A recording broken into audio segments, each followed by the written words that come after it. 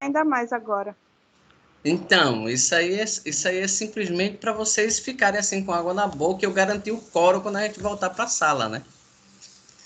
Porque a ideia, essa aí é de frango, tá? Não é doce, essa é salgada. A ideia é, além de desestressar em casa, né, começar a aprender a fazer umas coisas diferentes aí. Gente, vamos lá. Tela compartilhada, livro, sumário. Já fizemos unidade 1, unidade 2. Semana passada fizemos 3.1, 3.2. Hoje pretendo fazer 3.3, 3.4, que é para ficar com aquela aula de backup, de revisão, para que a gente possa ter uma qualidade melhor de prova, né? Então, a ideia de hoje é falarmos principalmente sobre a evolução e as práticas dos sistemas de produção,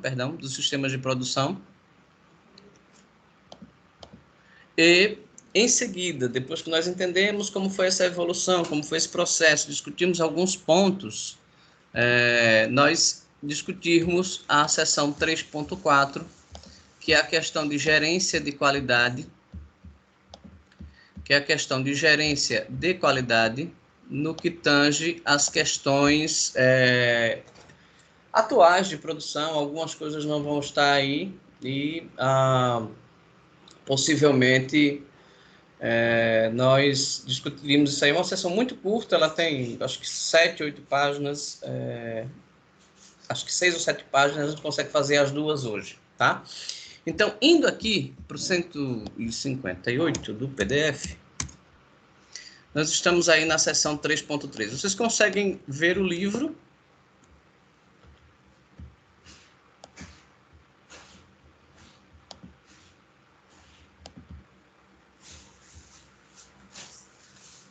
Vocês estão conseguindo ver o livro, gente? Sim. Sim.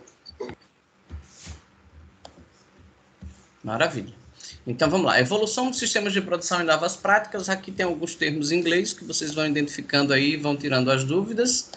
Ele vai fazer a contextualização aí de uma fábrica de bicicleta, mas eu gosto já de ir para os pontos centrais,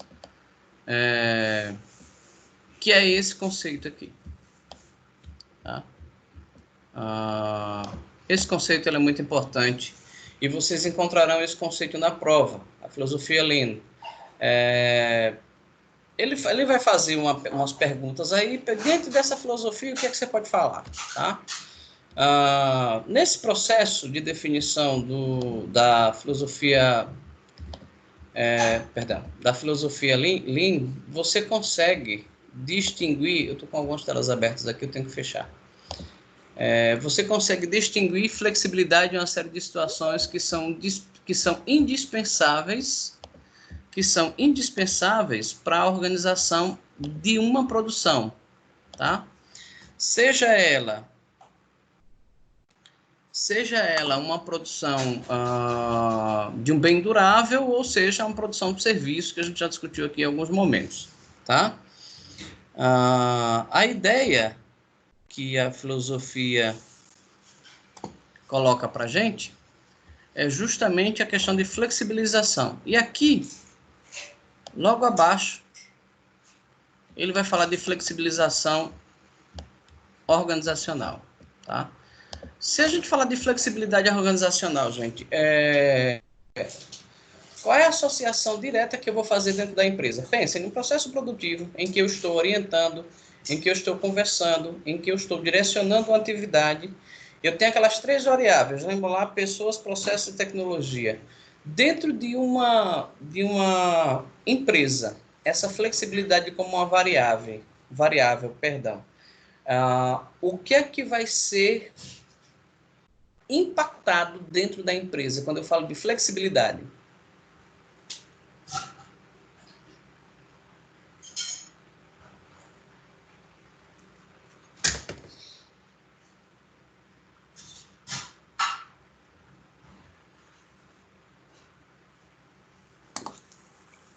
Povo? Todo mundo vai fazer qualquer tipo de tarefa, sei lá, várias atividades. Mas todo mundo vai fazer de qualquer jeito? Não, de uma forma padronizada.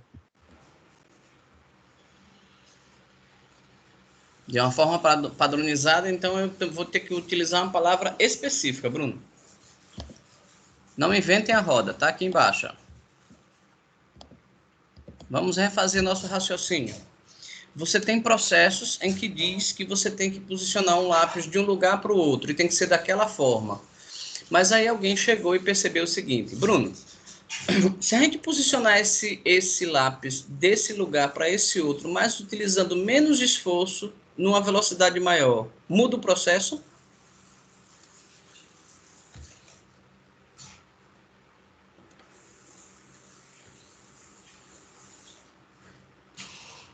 Não.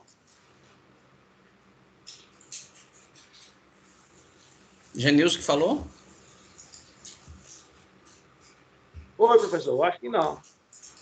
Então, Não muda? do jeito Bruno, que eu muda ou não? não? O processo, não.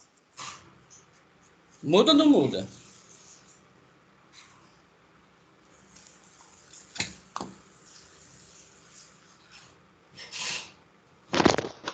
O Bruno, responda, Bruno. Acho que o Bruno Talvez saiu. mude por ele ter. Porque irá ficar mais Acho que eficiente. pode mudar, professor. Muda em que Depende do que sentido? for. Não é eficiência. Vitor falando de eficiência, é isso? Isso se torna mais eficiente. Tá, vai se tornar mais eficiente, vai se tornar mais ágil, talvez mais eficiente. Mas, em linhas gerais, eu não estou mudando a atividade, eu estou mudando a forma da atividade ser feita. Lembram lá, macroprocesso? Como são as divisões de macroprocesso?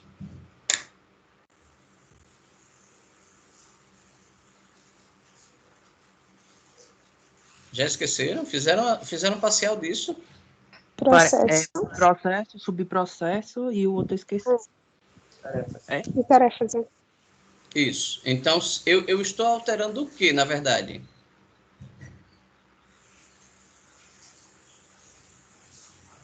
Subprocesso ou tarefa? Eu estou alterando a tarefa. Se eu estou alterando a tarefa, significa dizer que em um dado momento essa tarefa pode ser mais ágil. Então eu tenho que, se eu vou mexer na tarefa, eu também vou mexer no processo da tarefa. Tá? Então a flexibilidade que ele fala dentro da empresa é que ela precisa muitas vezes se adequar à atual situação. Então se lá de repente eu tenho um direcionamento, uma atividade, uma organização, um processo para ser revisto, eu vou fazê-lo. Então, eu não posso, por exemplo, pensar que essa falta de flexibilidade aqui, que a flexibilidade, perdão, deixa eu me refazer. Eu não posso pensar que a flexibilidade seja o jeitinho. Não, o processo diz que a gente tem que fazer dessa forma.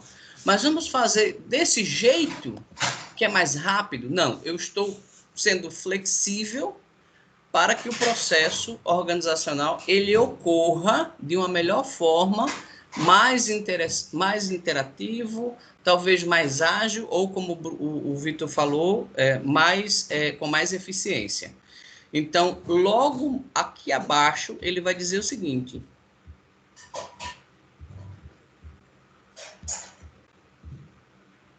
deixa eu só separar aqui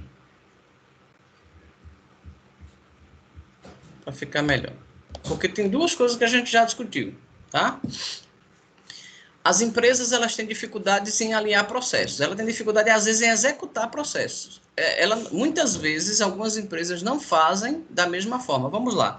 Na atual situação, todos os entregadores de alimento, ou seja, o pessoal de entrega expressa aí dos aplicativos, todos estão utilizando os mesmos cuidados de higiene dentro do que foi pedido?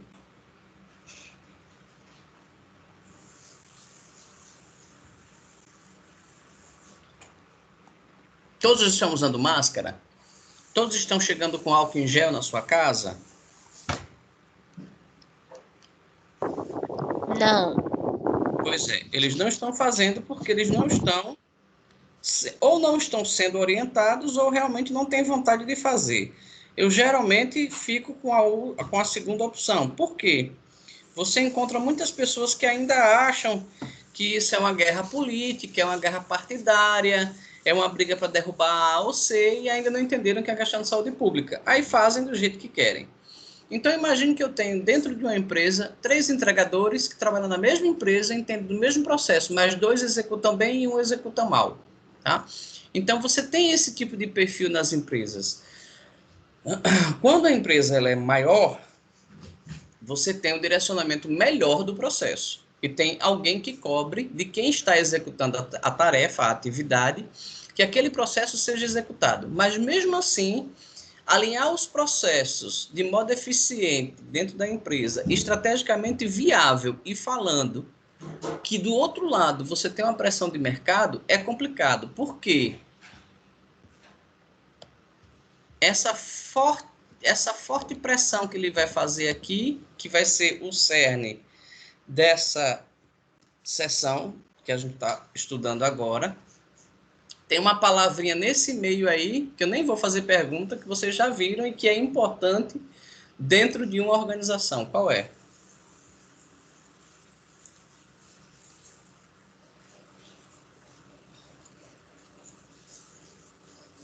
Agregar valor. Muito bem.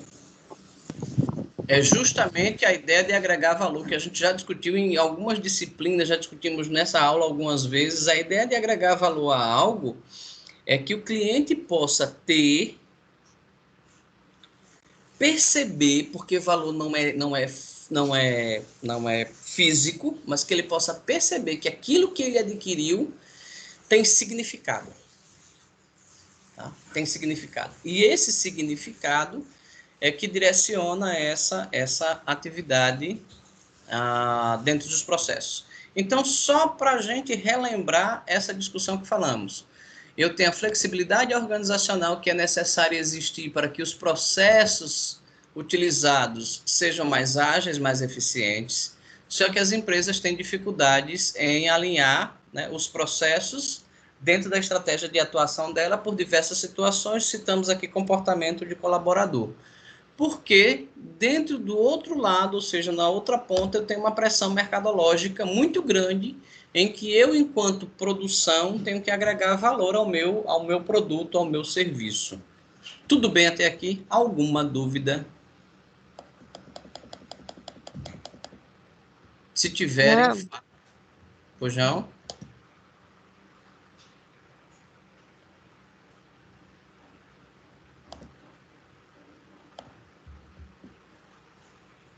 Tranquilo? Posso adiantar? Pode. Muito bem.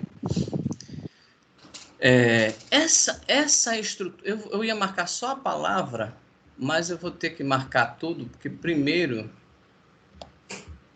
Ó, o que vocês estão falando, vocês estão vendo aí que está marcadinho, né? Eu não vou colocar marcador agora, mas eu queria que vocês colocassem uma seta bem grande aí. Prova. Tá?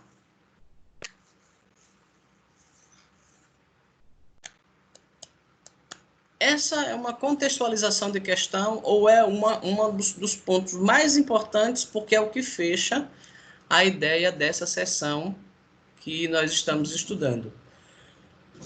Já vimos que o cerne é valor, mas eu tenho uma outra informação que é importante para fechar a sessão 3.3. Já que vocês marcaram agora, eu vou lá. Vejam bem, o que as empresas discutem... Cadê meu cursor? Tá aqui. Discutem constantemente dentro das suas atividades. Satisfazer as necessidades dos clientes. Então, empreendedorismo é isso, a razão da empresa existir é isso, necessidade dos clientes, tá? Para que ela possa satisfazer essas necessidades, aí eu vou começar com algumas provocações para vocês. Tudo bem que nós estamos numa situação atípica, né? Para quem viu a live essa semana ou ouviu o CBN, nós conversamos, acho que vocês não conseguiram ouvir porque estava em aula, mas eu tenho podcast, depois eu posso mandar para vocês da entrevista. Mas 40% da população brasileira perdeu parte da sua renda ou total. Como é que esse número está distribuído? 23% perdeu aproximadamente 40% da renda. Então, 23%, agora é uma conta de Dilma, tá? Presta atenção. 23% de 40% perdeu parte da renda, tá? E 17% dessa população pesquisada pela Confederação Nacional da Indústria perdeu a renda total, perdeu 100%, ou seja, estão desempregadas. Isso afeta o consumo?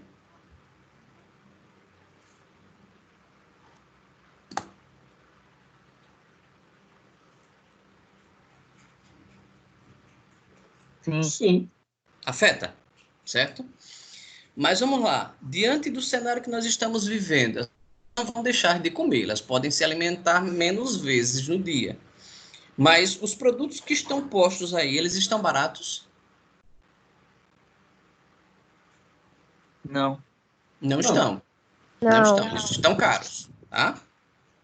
Feijão, vocês têm que começar a colocar naquele saquinho, vocês vão ter que começar a tirar de 1 quilo e redistribuir em saquinho de flau para cozinhar aos poucos, tá? E dividir isso entre a família de 20 pessoas, porque o feijão está quase R$10. Por que esse exemplo? Eu estou produzindo, mas a demanda continua sendo alta porque as pessoas estão dentro de casa. As pessoas dentro de casa, elas comem mais. Comendo mais, elas conseguem viver melhor, enfim. Mas isso afeta a situação atual. No entanto, o que é que eu continuo buscando? Satisfazer a necessidade dos meus clientes. Essa outra gama que perdeu o salário, eu vou tentar satisfazer de uma outra forma, tá? Mas qual é a ideia de eu passar esses números para vocês? É que independente de uma perda de renda ou não, as pessoas continuam consumindo, porque alguém da família continua trabalhando. 100% da população não está desempregada, mas estão passando por situações. E se toda uma família tem todos estão desempregados, tem outras famílias que estão apoiando aquela família de alguma forma. Então, o consumo ele continua existindo nas suas mais variadas situações, porque meu foco como empresa é a satisfação das necessidades dos clientes, independente da situação financeira dele, porque se ele não me comprar de uma marca, ele compra de outra, se ele não me comprar disso, me compra daquilo, beleza. Esse é o cenário do lado de cá. Agora, o cenário dentro da indústria. O que é que eu necessito? Eu necessito...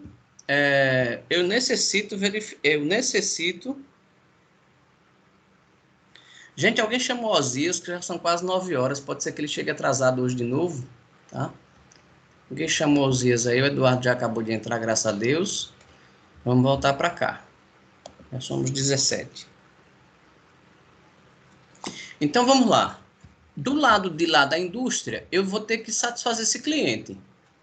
Eu não sei se vocês já viram, não é muito comum em supermercados de bairro ou em supermercados de médio porte, mas em algumas grandes redes, alguns grandes supermercados, você tem o arroz e dentro do arroz você tem pacotinhos. É 1 quilo, mas na verdade, vamos dizer assim, são 10 pacotinhos de 100 gramas. Já viram isso? Alguém já teve essa curiosidade de ver o fracionamento dentro de um pacote?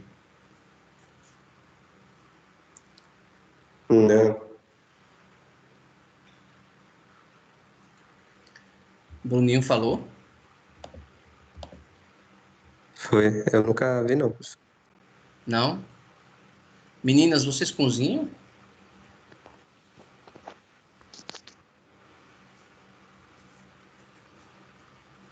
Sim. Carol, já viu, Carol? Não. Cozinha sim, já viu não. Então vamos lá, vamos um exemplo mais comum. Dentro de um pacotinho de biscoito, quando você abre, tem 3 pacotinhos ou 4 pacotinhos com 2 biscoitos ou 3 biscoitos dentro, ou seja, fracionado. Já viram isso? Sim. Já. Agora viram, né? Porcaria vocês comem, arroz não. Mas vejam bem, qual é a ideia desse fracionamento? Muitas vezes você abre um pacote de um biscoito, recheado, seja ele qual for, já que é o exemplo que você mais próximo, você não come ele todo. Se você não dá um jeito de guardar hermeticamente o pacote, o que acontece com o biscoito? Ele vai ficar mole e perde o sabor, enfim.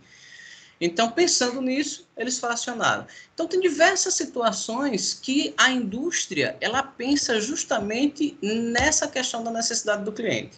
Isso está claro? Sim. Ótimo, perfeito. Agora vamos adiantar a ideia. Pensem comigo. Para que eu possa atender às necessidades do cliente, eu preciso ter uma flexibilização produtiva. Já falamos de processo lá em cima, não foi assim? Eu preciso ter uma flexibilização produtiva, eu preciso reduzir o espaço de tempo entre o pedido do cliente, se eu sou um grande fabricante, o pedido que foi feito e até a entrega final. Eu preciso reduzir esse espaço de tempo para que o produto chegue mais rápido possível. Então, muitas vezes, nós não conseguimos executar um processo legal porque, em algum momento, há uma falha. Vamos lá. Você vai no supermercado, tá? Você vai no supermercado e aí, de repente, você... Melhor, você vai comprar alguma coisa em uma loja dessa vamos ver. Uma loja de eletrônica, eletrodomésticos, móveis, essas lojas grandes. Melhor fazendo. Você vai na loja física. Na loja física. Que esse exemplo também vale para a internet. Você vai lá. Você, de repente, o vendedor lhe atende muito bem. Você olha o que você deseja, tem um prazo de entrega que lhe é informado, e você vai para o caixa para efetuar o pagamento. Quando chega lá no caixa, você é mal atendido. Depois desse processo, você passa pela espera da entrega. A entrega, alguém vai fazer para você no espaço de tempo X que você possa ter o seu produto que você comprou. Prometeram para 10 dias e entregaram com 20. E quando esse produto chegou, ele chegou avariado. Qual é a sua sensação? Nunca mais compra lá. Nunca mais você compra? Né?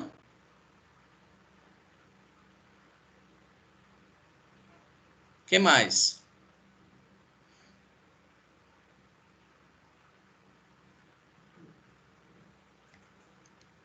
Nunca mais você compra, você tem a decepção, você foi muito bem atendido pelo vendedor, mas na hora do caixa, já começou a ter problema lá na loja, é a primeira coisa que você vai dizer, né? Eu tive problema lá na loja, e o negócio chegou atrasado, ainda chegou avariado, ou seja, não compro mais, não vou mais lá, ainda vou falar o resto da minha vida. Então, o que foi que aconteceu? Não adianta eu ter identificado a necessidade do cliente, flexibilizar o meu processo, tá? E na hora de fazer efetivamente a entrega, porque a venda ela acontece no momento que você recebe o item e realmente usufrui dele, tá? No momento da entrega, no momento do processo, você não conseguiu fazer nada disso, e aí a gente precisa reduzir esse processo de espaço de tempo e de execução de atividades de processo, lead times, onde você precisa fazer com que o seu cliente receba no momento certo aquilo que você precisa, tá? Então, essa redução é muito apregoada hoje e é necessária. Outra coisa, a melhoria contínua, tá? Eu preciso estar revendo os meus processos, melhorando constantemente. Aí vem uma coisa que a gente já conversou aqui diversas vezes, redução de custo, tá? E aí vem 2 preceitos básicos, para fechar junto com os demais. Meu cursor está meio estranho. Eliminação de desperdício e agregação de valor, finalizando esses preceitos, tá? Essa eliminação de desperdício a gente vai ver um pouquinho mais na frente, agregação de valor também, mas esses preceitos que eu citei aqui para vocês, todos esses aqui, eles fazem parte da manufatura enxuta ou produção enxuta, que gera um outro pensamento, que vai gerar um outro pensamento, melhor, vai gerar uma outra filosofia que está sendo apregoada também hoje quando eu digo hoje, nos tempos atuais, tá? Então, esses preceitos anteriores, eles se referem à questão da manufatura enxuta ou produção enxuta, é a mesma coisa. Anotem aí no caderno de vocês, no livro, no smartphone, se vocês quiserem. Sistema de produção Toyota, ou sistema Toyota de produção, tá?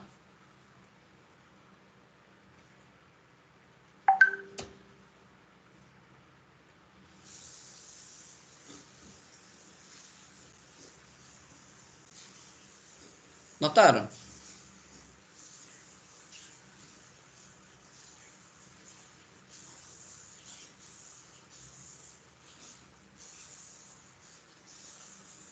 Já. Muito bem. Sistema de produção Toyota, o sistema Toyota de produção, origem japonesa, década de 80. É um processo que gera uma ideia de produção que gera diversas outras questões dentro do mundo todo, que as empresas se refazem seus processos, refazem custos, refazem uma série de situações para que possam direcionar as atividades de produção. Então, todo sistema de produção Toyota, o sistema Toyota de produção, gerou esses processos aí, esses princípios básicos, essa manufatura enxuta que a gente vai ver mais adiante com propriedade, tá? E aí ele coloca aqui, tá?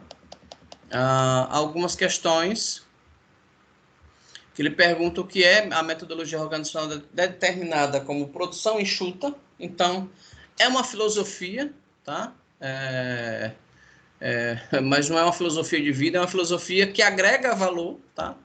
Através da eliminação de desperdícios, anotem isso aí, que agrega valor através da eliminação de desperdícios que existem dentro da organização. E a gente vai entender o que é desperdício de fato quando a gente fala de processo de produção, tá?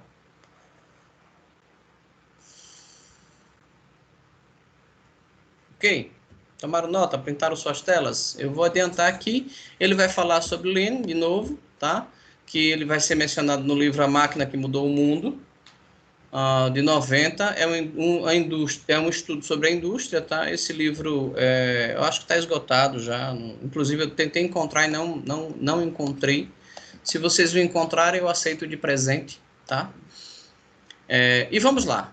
Esse assimile aqui, completo.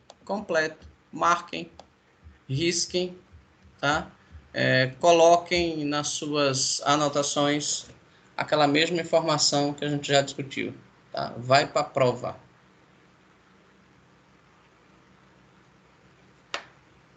Ok?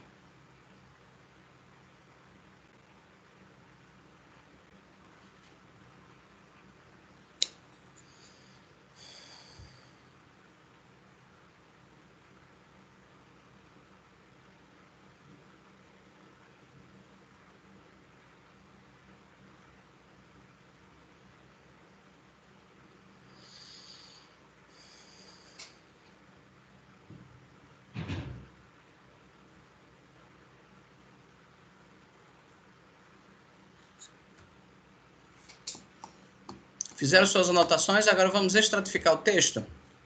Vamos lá.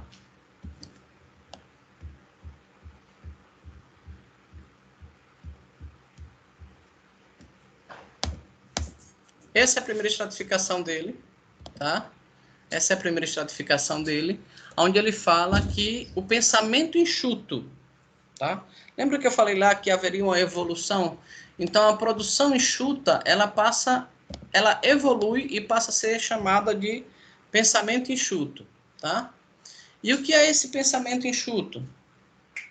Esse pensamento enxuto, ele é uma filosofia operacional ou um sistema de negócios, tá? Que visa principalmente agregar valor dentro das ações da empresa, tá? Quando ele fala de agregar valor, é agregar valor às ações que já criam valor. Então, imagine, vamos pegar esse exemplo que vocês, aliás, estava uma delícia, ela não sobreviveu mais, mas eu coloquei aí um exemplo para vocês dentro do grupo, né? Que foi a torta de frango. tá? Essa é de frango, e quando você corta, tem frango. Antes que vocês me perguntem se tinha frango dentro, eu vou explicar a diferença. Olhem aí, tá? Para animar a vida da Érica, a minha, a do Bruninho. Obrigada pela parte que me toca. De nada. Vejam, se você aumentar a imagem, você consegue ver o frango. Mas vamos lá. O que agrega valor a esse produto?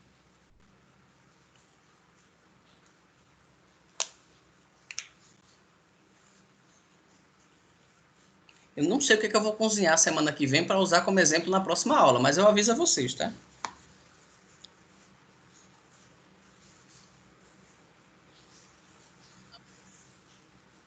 Repete a pergunta aí, professor. Vou repetir. Eu estou usando como exemplo, eu vou ficar devendo, eu acho, com umas 20 tortas a vocês, né? Misericórdia.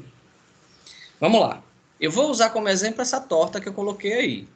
É uma torta de frango que ela contém massa, o recheio, evidentemente algumas verduras para poder dar um sabor melhor, e levou aproximadamente 1 hora entre o preparo da massa, do recheio, montagem e forno, aproximadamente 1 hora, para que ela tivesse essa característica. Minha pergunta, perdão, antes de eu fazer a pergunta, vejam aqui a filosofia de pensamento enxuto, tá? É uma filosofia operacional dentro de um sistema de negócios, uma forma de especificar valor, ou seja, alinhar na melhor sequência as ações que criam valor. Beleza, ações são execuções de atividades, perfeito? Aí agora a minha pergunta. Olhando para este produto, o que é que cria valor a ele?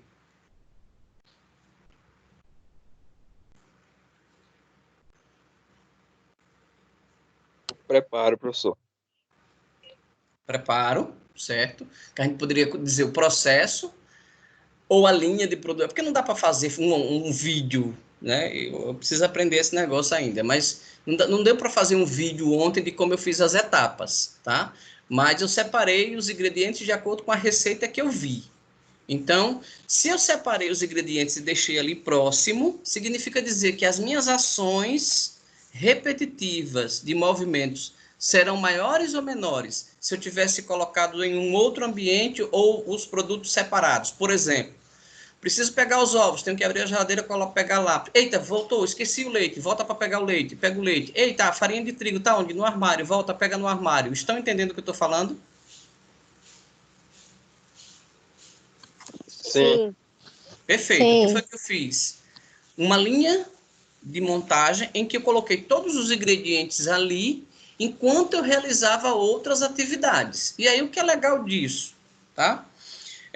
Vendo algumas receitas e compartilhando com algumas pessoas algumas receitas, eu observei que alguns vídeos, eles fazem justamente esse processo operacional. Dá uma paradinha, agora vamos fazer essa etapa. Depois dessa etapa, é importante essa etapa. Ah, gente, tem outra coisa.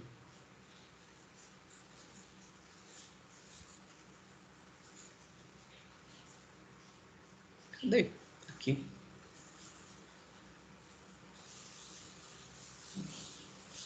O curioso, estão vendo aí? Esse produto aí, ele tem 4 etapas.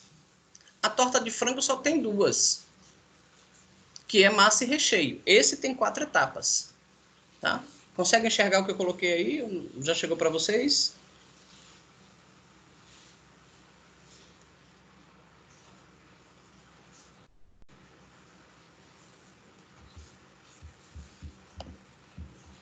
Chegou. Pela voz, eu acho que a Carol ficou chateada. Você gosta, Carol? Sabe o que é isso? É o mousse pra ver é o quê? Eu acho que tem que tá com cara de Eu mousse. chamei carinhosamente de escondidinho de abacaxi. O povo diz que é delícia de abacaxi, mas escondidinho. O abacaxi estava lá, ia estragar, eu fiz o doce e tal, eu fiz o negócio. Por que eu estou colocando isso aí para vocês? Hoje, quando a gente fala de produção, a gente sempre associa ao processo produtivo como um todo, e é correto, beleza. Agora,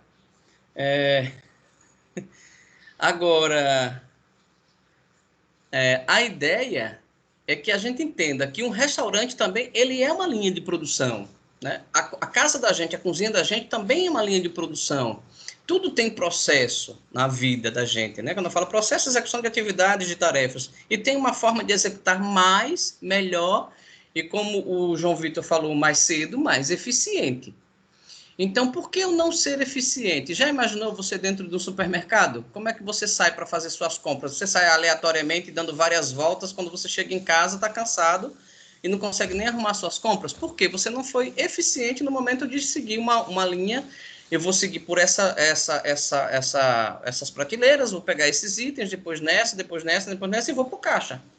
Tá? Então, as pessoas não fazem assim, elas fazem aleatoriamente. Tá? A ideia de compartilhar essa questão, o Gabriel está falando aqui que está com fome, a ideia de compartilhar essas execuções que eu estou fazendo aí, até para desestressar também um pouco, é para vocês entenderem o seguinte: eu tenho que fazer as coisas por etapa. Quando ele fala aqui que as ações precisam criar valor, tá? Então, o cuidado com você fazer a massa, o cuidado com você fazer o recheio, o cuidado, por exemplo, com você atender o seu cliente, porque a prestação de serviço também é uma produção, é um sistema, é um serviço, é um processo. Então, essas atividades que criam valor, elas precisam ser executadas perfeitas. Então, lembra do exemplo que eu falei da loja que você comprou, que o produto atrasou, que chegou avariado? Já imaginou se cada pessoa que executa a sua atividade tivesse focada nessa geração de valor, nessa geração de execução de valor? Aí a gente teria uma condição melhor de discutir a respeito das questões operacionais de empresas. Então, o que ele quer dizer com pensamento enxuto? Olhe, a empresa precisa fazer cada vez mais aqui, ó.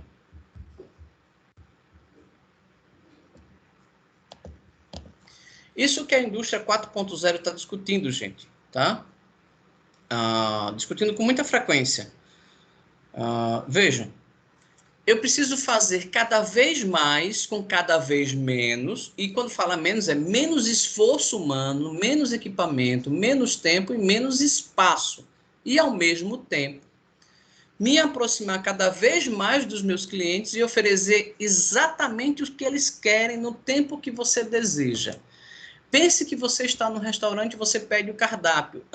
Você vai pedir o cardápio. Você chegou, foi recepcionado, já se apoderou de sua cadeira, de sua mesa, e quando você vai pedir o cardápio, já chega às suas mãos. Você é surpreendido já com o atendimento de atenção do garçom. E no momento que você está com dúvida, ele vai dizer para você: posso sugerir? Nessa sugestão, ele já diz: o senhor gosta de quê? E começa a fazer diversas ações que envolvem você a consumir um produto que talvez esteja lá há um tempão. Ele está criando valor, está agregando valor, está conduzindo você a pedir mais rápido, o seu pedido sai mais rápido, você se alimenta mais rápido, já sobra, a mesa já fica livre para que uma outra pessoa possa utilizar.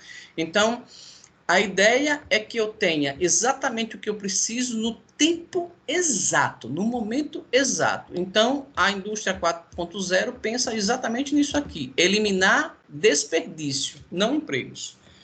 Lógico, vejam bem, ao ponto que eu evoluo o processo de produção, tecnicamente eu vou evoluir também máquinas, equipamentos, processos, pessoas, a própria tecnologia, e isso vai agregar mais valor ao meu produto, vai enxugar os meus custos e vai me deixar mais competitivo, que foi o que a gente viu na seção 3.2, se não me engano, 3.1. Dúvidas no pensamento enxuto? Podem questionar.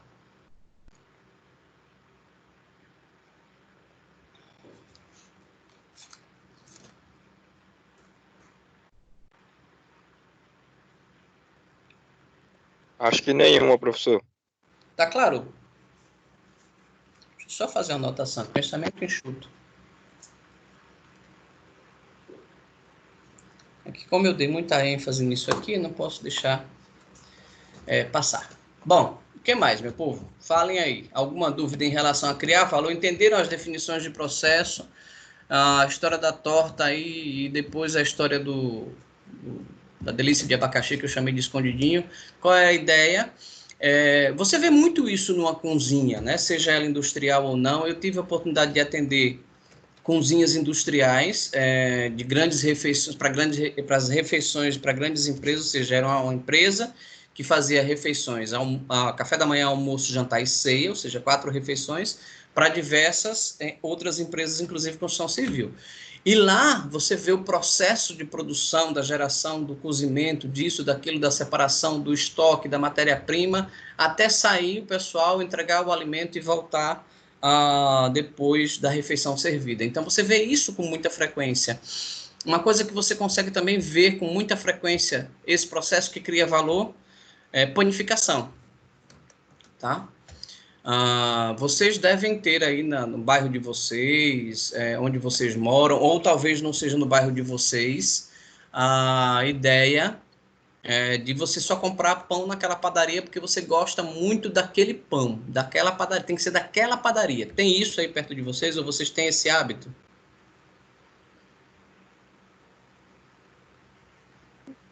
Sim. Sim.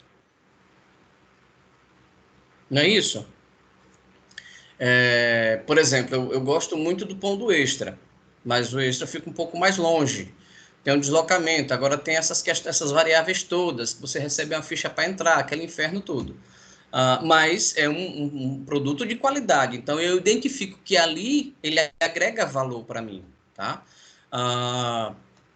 Diversas outras questões que se você preferir um restaurante X ou Y, isso você percebe porque ele agrega valor, ele cria valor para você. Bom, sigamos. Muito bem. Aí aqui eu falei especificadamente do sistema Toyota de produção, ele aparece aí para vocês, tá? Tem uma história muito bonitinha, mas não vai dar para contar agora, porque nesse momento a gente precisa adiantar para fazer outra sessão, apesar de curta, mas precisamos. E aqui eu quero colocar, sem nenhuma ideologia nem nada do gênero, que as empresas japonesas elas investem muito em descoberta de novos processos, em questões diversas, sobre como fazer mais com menos, evitando desperdício, o processo do pensamento enxuto. E a Toyota foi uma delas. A Toyota foi uma empresa que quase beirou a falência na época de algumas décadas atrás, mas depois se reinventou. E, na verdade, ela era uma empresa de tecido, e aí vem a mudança, eles vão lá, visitam a fábrica da Ford, voltam. Tem uns videozinhos aqui embaixo que vocês podem acessar, tá? Essa produção. Tá? Tem também a história da Lego, que é muito legal. Eu acho que eu não consigo reproduzir. Acho que eu já mostrei esse vídeo para vocês da Lego, sim, que tem um incêndio e tal, não. Sim, já mostrou. Já, Isso. já. Não, tem a história da Lego também, de processo produtivo. É interessante a gente fazer essas associações, gente, porque é o seguinte, tem uma defasagem na linha do tempo aí, que algumas empresas, por não ter recursos, não conseguem colocar processos e máquinas adequadas para aquela ação. Aí vai que você lá na frente vai gerenciar uma empresa dessa e pensa em grande, não pensa em pequeno não. Dá o mesmo trabalho pensar grande e pequeno. Então, se é para pensar, pensa grande. Você vai e pensa, sei lá, vai gerenciar um processo, de repente você identifica que teve você lá na faculdade, você lembrou que tinha aquele processo que você estudou. Implementa. Então é importante que vocês adquiram livros, vejam vídeos, vocês vão decidir ainda por onde vocês vão seguir na vida acadêmica de vocês, se vão fazer especialização na área financeira ou não, na área de RH ou não, de marketing, enfim, onde vocês quiserem, mas comece a pensar nisso lá na frente, tá? Vamos agora avançar um pouco, porque a filosofia Lean, ela tem alguns princípios que são fundamentais. Vejam bem, logo aqui abaixo, ele vai questionar esses princípios. Vejam bem, princípios fundamentais. Eu não vou nem marcar a interrogação. Marquem aí, grifem, coloquem uma seta bem grande.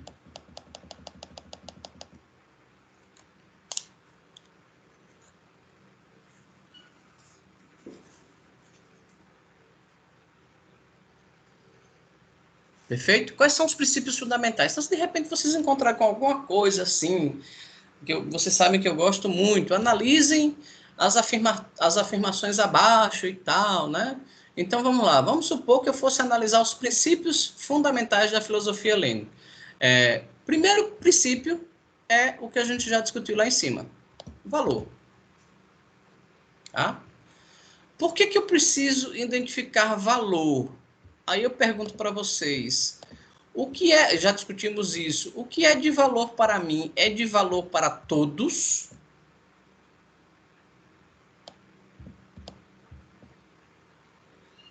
É de valor para todos? Não. São distintos? Sim. Cada um tem uma concepção de valor distinta? Tem, tá? Cada pessoa consegue... Pensa, por exemplo, eu falei do pão francês do Extra, ele gera um valor para mim, mas vocês podem não gostar porque, de repente, a massa é muita massa, enfim. Cada um tem uma concepção de valor. Então, o que é que o pensamento, a filosofia Lean, ela diz? Olha, sobre valor, eu preciso identificar o ponto de vista do cliente, não é o meu, é o cliente. Tá? Então, o que é valor para ele e o que é importante para ele? Então, vamos lá. A ideia em que eu estou trabalhando para gerar um valor, eu preciso pensar em mim ou no cliente? Pensar no cliente. Aí tem aquela frase máxima que vocês já devem ter ouvido. Trate as pessoas como você gostaria de ser tratado. Já ouviram essa frase? Já. Ela já foi melhorada e você já deve ter ouvido a segunda versão dessa frase. Tratem as pessoas como elas gostariam de ser tratadas. Por quê? Nem sempre o que você gosta é o que o outro gosta. Então, primeiro princípio fundamental da filosofia Lean, valor. Tá claro? Alguma dúvida?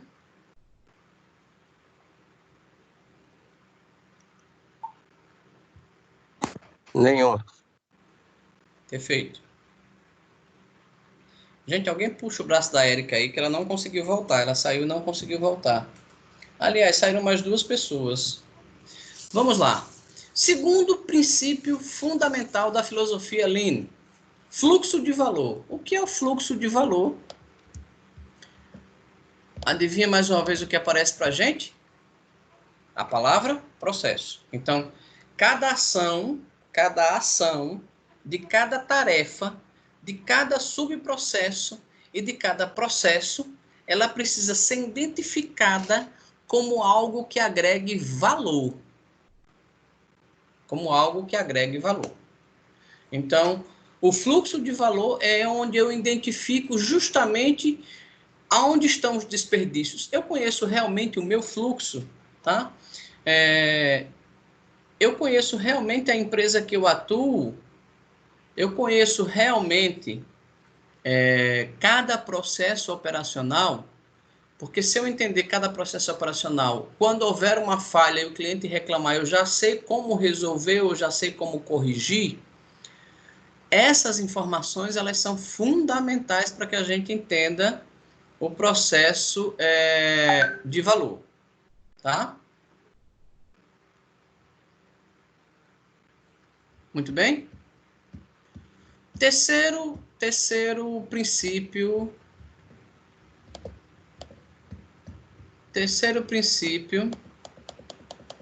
fundamental da filosofia Lean, tá? Tem momentos em que a empresa ela não consegue executar uma atividade porque simplesmente o setor de compras esqueceu de efetuar uma compra de um item mínimo para garantir a produção de um determinado lote em um determinado período. Se o setor de compras esqueceu, ou foi porque alguém não avisou, tá? Ou foi porque alguém não avisou, ou porque eles internamente esqueceram de fazer esse processo. Vamos lá. Estou falando de informação. Quando ele fala de fluxo contínuo, a informação sobre produto, sobre compra, sobre matéria-prima tem que ser contínua.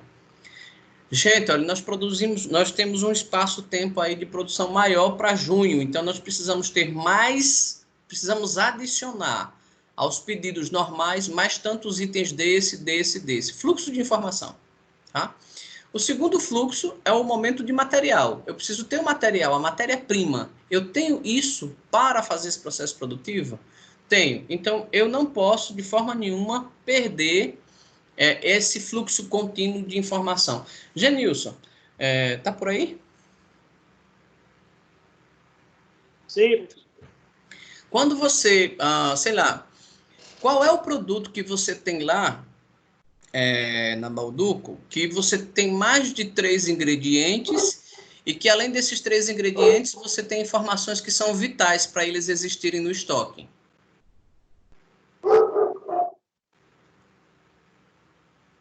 É o produto chocolate com chocolate que é exportação.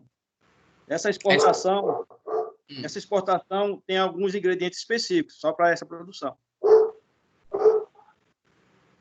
Então, é um produto que tem uma certa qualidade porque ele é exportado, e se faltar um determinado item, o produto se descaracteriza. Positivo. Perfeito. Então, eu tenho fluxo de produtos, ou seja, matéria-prima, e aí tem o fluxo de informações. Como é que as pessoas têm essa informação a respeito desse produto? Período de produção, lote produzido, lote para entrega, essas informações ficam bem claras para todo mundo?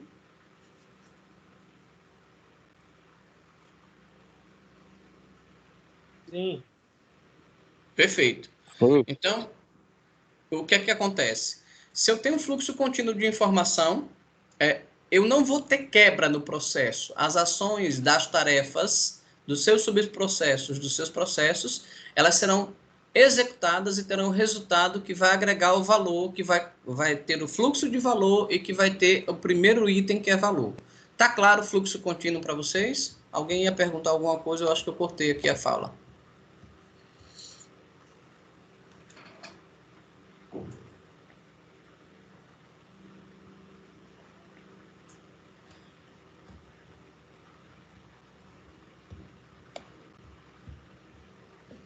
Tá tudo bem? Tá claro. Muito bem, então vamos seguir. Quarto princípio fundamental do Lean: sistema puxado. Tá? O que é o sistema puxado? Gera-se o pedido e eu vou produzir somente o que foi solicitado pelo cliente. Tá? Os produtos, eles devem ser produzidos somente quando necessários. Então, nós tivemos aí uma falta de itens diante da situação de consumo, da demanda alta, né, por álcool gel, da demanda por EPIs de segurança. Nós tivemos uma alta demanda, o que possibilitou a escassez do produto, ou de alguns produtos. No sistema puxado, agora, eu vou entender o seguinte: olha, são tantos toneladas de álcool em gel, são tantas de EPI disso, de EPI daquilo. Eu vou solicitar ao fabricante e ele vai produzir somente mediante a minha solicitação. Esse é o sistema puxado. Então, um dos princípios da filosofia Lean é justamente essa: fazer com que o sistema puxado fazer com que seja produzido somente o que foi solicitado pelo cliente, ou seja, produzir somente o necessário. Aí, mais uma vez, eu volto para o exemplo doméstico. Quando você vai fazer um almoço, um jantar, alguma coisa, primeira coisa que você identifica: quantas pessoas? Porque em cima desse número de pessoas, você vai produzir os alimentos que essas pessoas irão consumir. E esses alimentos que serão produzidos vai ser de acordo com a capacidade de cada um tem de se alimentar. Assim, uns comem mais, outros comem menos. Então, não adianta eu fazer uma quantidade de comida enorme e sobrar, porque aquela comida será desperdiçada. Salvo engano, você consiga reaproveitar em um outro tipo de prato, mas a priori será desperdiçada. Então, no sistema puxado, para clareza de entendimento, é justamente isso: só vou produzir aquilo que me foi pedido. Tudo bem? Indo para o quinto e último princípio fundamental da filosofia Lean, é uma palavra só, busca de perfeição, que ele coloca melhorar, melhorar e melhorar. Então, nada é tão perfeito que não possa se tornar ainda melhor. Tá? Então, a ideia é essa. Então, se você tem... nós estávamos acostumados, e aí eu vou ter a liberdade de citar aqui, eu e Genilson, há algumas décadas atrás, que o produto era daquele jeito, só saía daquela cor, daquela forma, e você tinha que comer aquilo ali.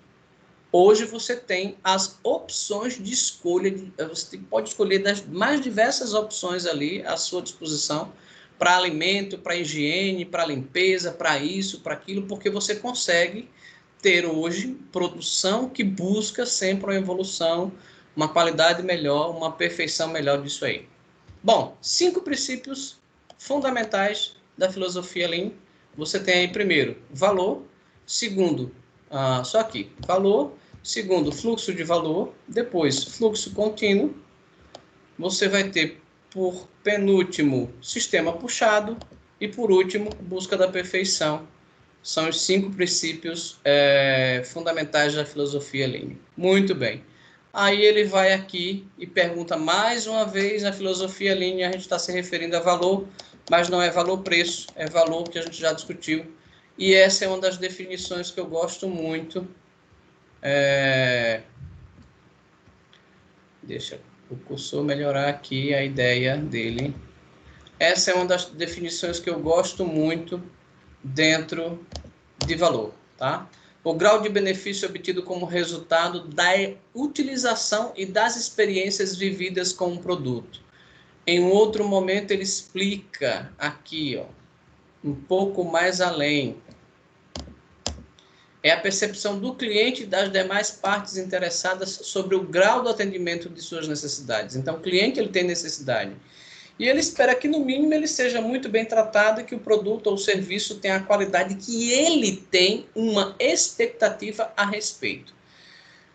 Muitas vezes você percebe que foi bem atendido, que teve um bom direcionamento, que o produto era bom, mas aquilo não teve uma superação de expectativa. Foi bom, mas não foi sensacional, por exemplo. Tá?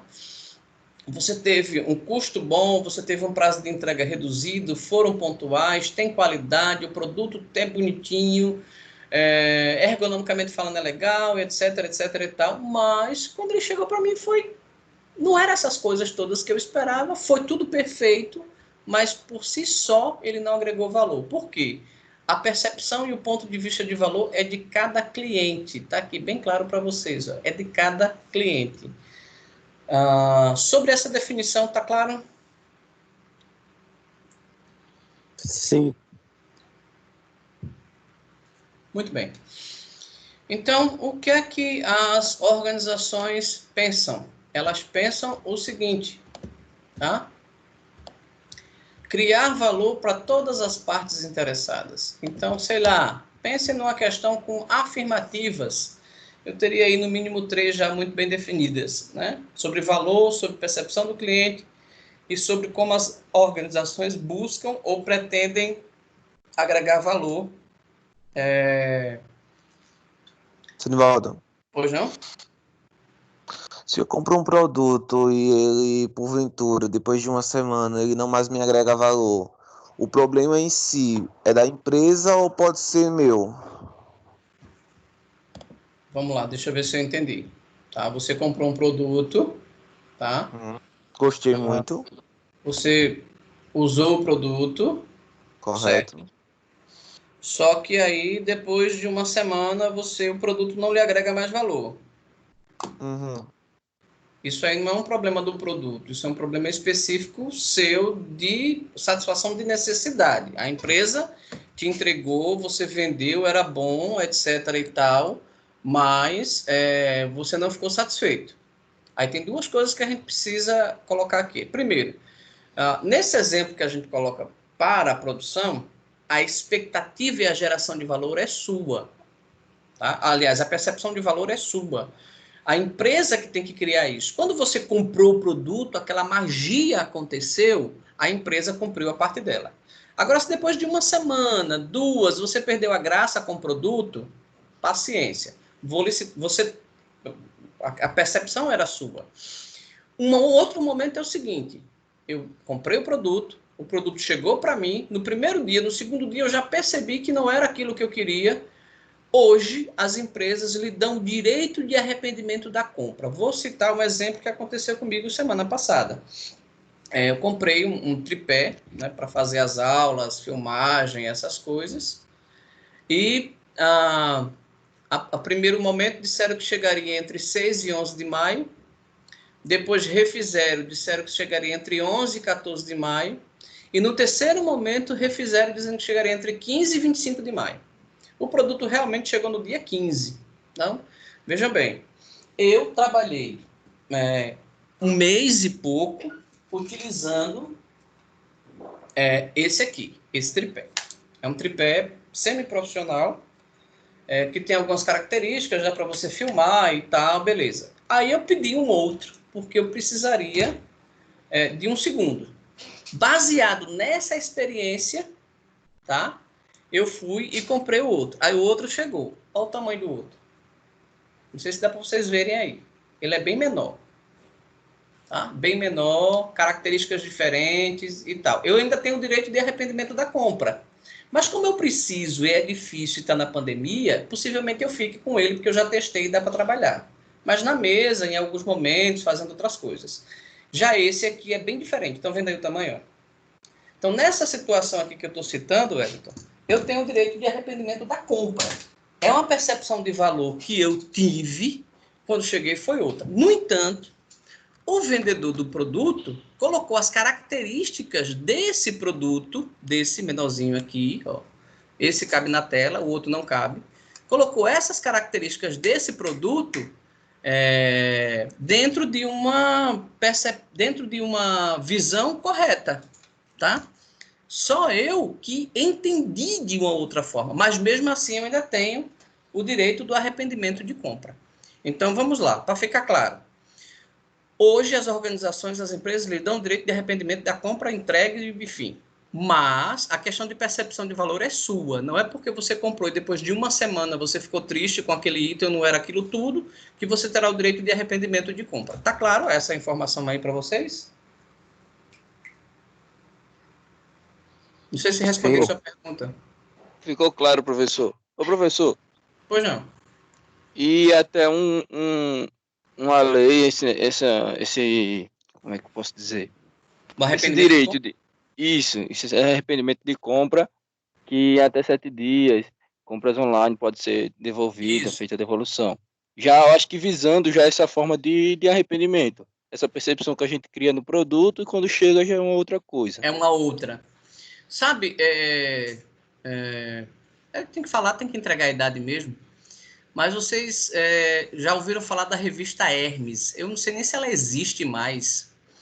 Mas era uma revista que vendia tudo. Utilidades de casa, cama, mesa, banho, perfume. Era como se fosse uma loja de departamentos dentro de uma revista impressa.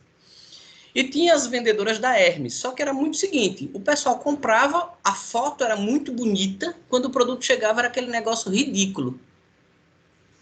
Isso foi na década de 80, muito antes do Código de Defesa do Consumidor. Depois que existiu o Código de Defesa do Consumidor, foi que os produtos tomaram qualidade e aí as pessoas começaram a fazer fotos realmente decentes dos produtos. Hoje, quando você vai comprar na internet, você tem as especificações e características do produto, as questões técnicas, você tem as orientações, tem as fotos que você pode ampliar, você pode medir, enfim, tudo isso tem de orientação. No entanto, algumas pessoas preferem ainda ir para as lojas físicas, né? Porque ela pode pegar no produto, pode ver o produto, e algumas pessoas fazem como eu. Às vezes, quando eu quero comprar alguma coisa, eu vou na loja física, vejo o produto exposto e vou na loja, e vou na internet e adquiro o item que eu já vi, sei como é e tal.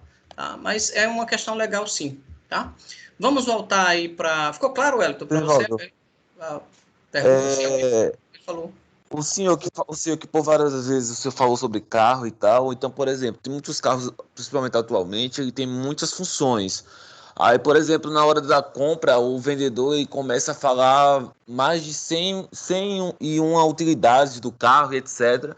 E a gente já fica querendo comprar na mesma hora. Aí a gente termina comprando aquele carro por todas aquelas funções.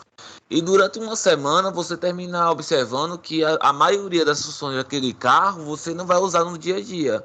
Porque você trabalha, você tem várias outras atividades. Então você termina vendo que aquilo ali não vai ser legal para você. E você fica tipo, poxa, o vendedor botou várias funções que tipo, eu nem vou usar e etc. E já fica tipo assim, não gosta daquele produto. Isso aí é relacionado à agregação de valor? Depende, veja bem, você está me falando que você adquiriu um produto que talvez você use. Por exemplo, smartphone tem muitas funções que a gente não usa, mas está lá, disponível para você. Veículo você compra por versão, né? Então, se você adquirir uma versão, um modelo, em que tem sei lá, funções que você não utiliza, isso é uma questão específica sua. Mas o que é que a função do vendedor naquele momento? Explorar o seu lado emocional para que você adquira o item pensando justamente nas funções que ele pode lhe proporcionar. Então, essa é a ideia central da história. Eu não posso ter, vamos dizer assim, eu não posso ter uma orientação de um produto, eu compro o produto, recebo o produto, mas o que foi me dado de orientação não era daquele produto, era de outro. Aí sim é uma coisa errada, mas aí a questão é a função do que você está comprando, melhor, o modelo ou versão que você falou de veículo que você está comprando tem que ser de acordo com as suas necessidades. Se está além das suas necessidades e a versão anterior estava abaixo das suas expectativas, você vai ter que ficar com uma das maiores expectativas, tá? Não há uma correlação aí de depois você ter um arrependimento ou dizer que foi enganado pelo vendedor. Tá? Porque principalmente veículo, quando você compra veículo, imóvel, entendeu? Você compra um imóvel baseado nas características de suas necessidades. Beleza, mas aí eu percebi que 2 banheiros só não são suficientes, ou que a piscina estava ruim. Isso aí é uma questão de uso depois, mas... Você mantém pingueira no teto, né? De boa. Como é? Depois de uma semana tem uma pingueira ali no teto. Você vai ter que observar. Você comprou um imóvel, se for usado, tudo bem. Se for um imóvel novo na planta, e você comprou direto da construtora, tem os chamados vícios de construções. Aí são outras questões que você tem a garantia desse imóvel. Por exemplo, o meu apartamento, acho que a garantia dele finaliza esse ano, tá? Mas são tantos anos de garantia, tá? Se foi detectado ainda assim, pós-garantia, que era vício de construção, você ainda tem um direito ainda de recorrer a alguma questão. No entanto, cada caso tem que ser analisado com cuidado, tá? Vamos tocar, porque isso já está virando direito do consumidor. Deixa eu ver se eu recupero o meu cursor aqui, que de vez em quando ele some. Muito bem. Vamos lá, paramos aqui, tá? Agregação de valor. Agora, para fechar a sessão, ele vai perguntar para você o que é desperdício, tá? Quando a gente fala desperdício aqui, nós estamos utilizando como fonte, tá? Como fonte a ideia do sistema Toyota de produção e a visão japonesa, tá? Dentro da palavra desperdício. Então, para ela, desperdício é uma atividade que é gasta excessivamente dentro da execução de um produto ou de um serviço. Ou seja, eu gastei demais a movimentação que eu falei entre abrir e fechar a geladeira várias vezes para pegar 2 ou 3 itens que eu devia ter aberto em uma única vez e pegar todos de uma única vez. Ele chama isso de desperdício, gasto desnecessário. Isso aumenta a circulação de pessoas, aumenta, enfim. Então, isso, quando ele fala de desperdício, ele está falando justamente essa questão de gasto extra, tá? E esse desperdício, minha pergunta, ele agrega valor para o cliente?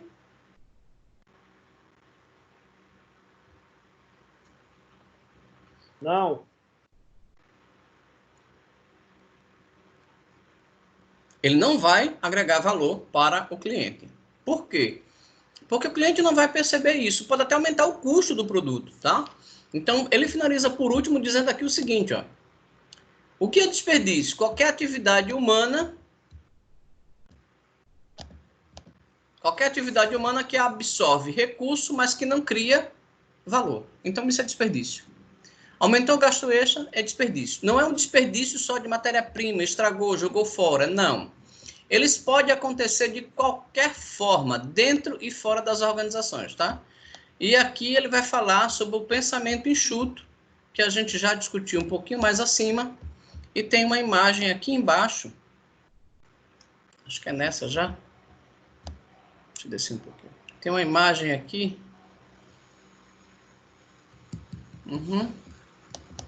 Que ele fala das classificações de desperdício, tá? Então tá aqui, ó. Não que eu vou levar isso para a prova, mas para que a gente possa entender. Eu posso ter desperdício por defeito, por espera, por transporte, por movimentação desnecessária de pessoas, de informações, de materiais, por excesso de estoque de produto, por excesso de produção, tá? Por atividades desnecessárias, ou seja, atividades que não vão agregar valor, reuniões excessivas para planejar a produção, isso não está agregando valor, tá?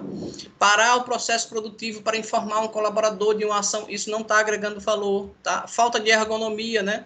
As características precisam estar adequadas às funções, e o não aproveitamento de ideias também, ele chama isso de desperdício. Por último, ele vai elencar aqui 3 atividades de desperdício, tá? Muito bem. Atividades que agregam valor, primeiro ponto, são atividades que a gente já discutiu, que aos olhos do cliente, ela torna um produto ou serviço mais valioso, que pode agregar marca, ou seja, o processo que eu faço, a forma como eu faço, dá uma questão de qualidade e de melhoria. Ele vai falar sobre as atividades que não agregam valor, tá? Que são atividades que, aos olhos finais do cliente, o produto ou serviço para ele não teve alteração nenhuma, não deixou mais valioso nem menos valioso.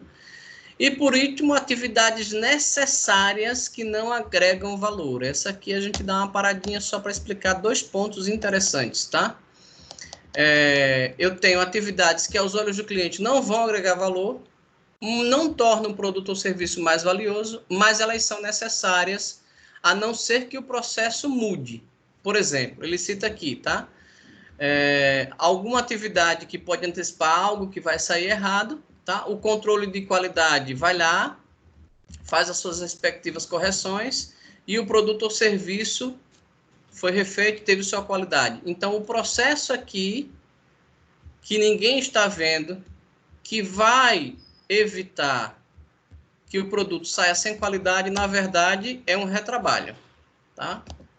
E nesse retrabalho é necessário, o cliente não está percebendo, não tornou o produto mais valioso, mas, na verdade, eu tive uma garantia de qualidade e agregação de valor, apesar do retrabalho, tá? Então, são 3 pontos que a gente discute sobre a questão de atividade que agregam valor. Bom, aqui ele vai colocar a ideia de Taylor, ele coloca uma dessas 3 que eu falei, eu não vou levar essas 3 para a prova, tá? E aqui vem, deixa eu ver se elas estão aqui embaixo, eu acho que não. Estão, tá? Eu tenho aqui algumas ferramentas e técnicas, tá? Que a gente já viu, eu tenho aqui a automação, Pocayoke, engenharia simultânea, layout celular, teoria das restrições, nivelamento de produção, isso está nas sessões anteriores, nós discutimos ponto a ponto. E aqui logo abaixo ele coloca as questões de ferramentas e técnicas entre cada uma, tá? Então tem mapeamento de fluxo de valor. Eu tenho mapeamento de fluxo de valor, tá?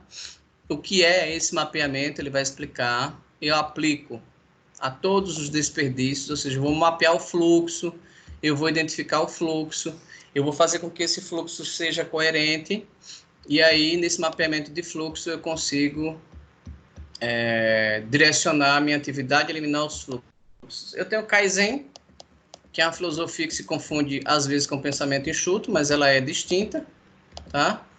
A implantação desse pensamento, eu preciso, assim, ter uma mão de obra muito qualificada da empresa, tá? Evitando desperdício, então eu vou colocar um processo e vou colocar a ideia de direcionar as atividades. Depois eu tenho a manutenção produtiva total, tá? Também chamada de TPM aí por alguns dentro dos livros. Eu tenho a Kanban, também muito utilizada dentro do processo. Ela está muito associada ao Just-in-Time, que a gente já viu. Deixa eu descer aqui um pouquinho mais. E aí o setup, né, a troca rápida de ferramenta, eu tenho uma parada, um setup,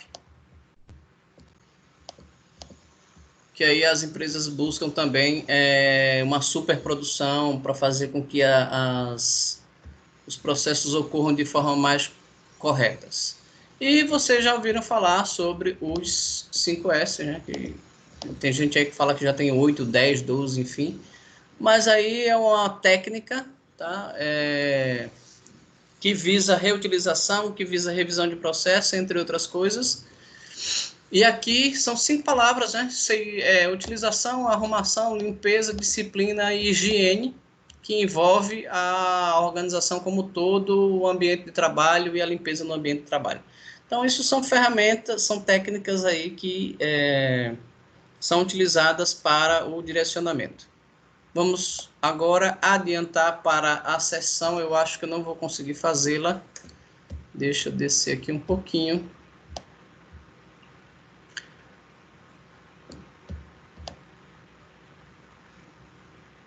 Isso. Aqui. 3.4. Gente, até aí, tudo bem? Tá tudo tranquilo? Tudo certo. Então, eu vou fazer o seguinte, tá? Eu vou dar uma paradinha de 2 minutinhos, só para pegar uma água, que acabou o café, acabou tudo aqui. Volto, a gente faz a 3.4, encerramos a unidade 3, e aí depois nós vamos discutir bem rapidamente, que eu ainda estou verificando qual vai ser a atividade para vocês. Eu acho que eu vou fazer uma única atividade, já valendo a formativa 2, diante das possibilidades de mudança de cenário, e a gente faz o encerramento da aula, tá bom? 2 minutinhos, a gente volta já já, tá bom? Certo.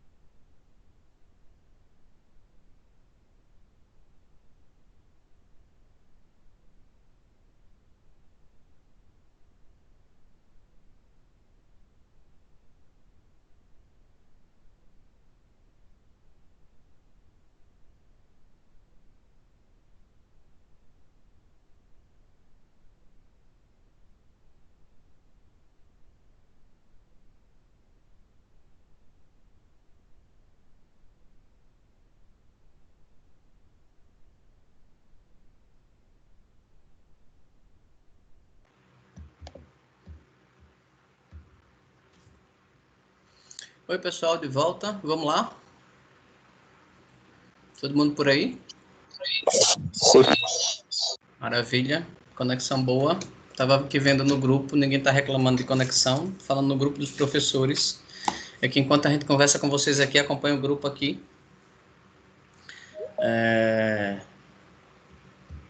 Ué, a Erika quer entrar 2 vezes aqui.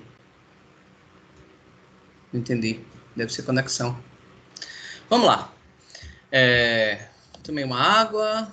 Vamos recuperar o fôlego para a gente fazer essa sessão. A sessão tem 5 páginas, na verdade, retirando o diálogo aberto e tal. Mas eu preciso relembrar com vocês, acabamos de ter a sessão anterior, tá? Onde nós discutimos a respeito de, geração de valor, agregar valor. Então, só relembrando, a ideia central dessa atividade é que eu tenho as ações que executam as tarefas, que dão resultado aos subprocessos e que dão resultados aos processos, precisam ser adequadas, enxutas, coerentes com a atividade para que o cliente na outra ponta perceba esse valor, tá? Até aí tudo bem, tudo claro. A gente agora vai entender o que é qualidade e o que é gerência de qualidade. Minha pergunta, em alguma outra aula vocês já tiveram essas definições sobre qualidade? Em alguma outra disciplina, perdão.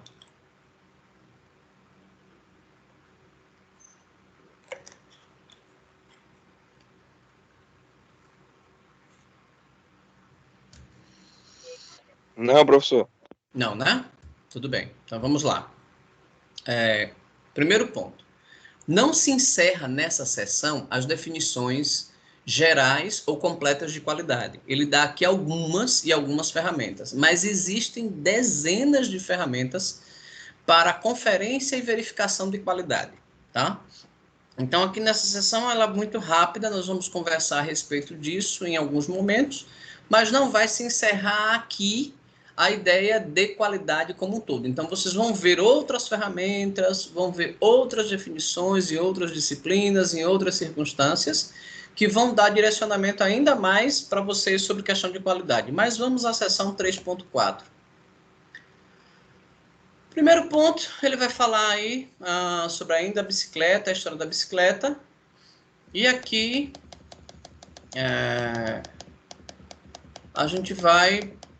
nós vamos ver por que muitas vezes a palavra qualidade é dita de forma errônea ou atrelada a um produto ou serviço de forma errônea. Então, tem algumas definições aqui embaixo sobre o que é qualidade, tá? Apesar de ser uma palavra, não, precisamos ter qualidade, precisamos fazer um processo de qualidade, precisamos ter qualidade. Na verdade, muitas vezes o que está sendo dito é o seguinte: a gente precisa parar de errar. Né? Precisa parar de errar no processo, precisa parar de errar no atendimento ao cliente, precisa parar de errar nisso, naquilo outro. Quando essas questões ocorrem especificadamente, eu preciso identificar se o meu processo está errado ou se a pessoa que está executando o processo está executando da forma errada, ou ainda, no terceiro momento, se a pessoa que está executando o processo e o processo está desenhado da forma errada foi orientado de uma outra forma. Então, eu preciso pegar essas variáveis, colocar na mesa e analisá-las, até eu entender o que de fato vem a ser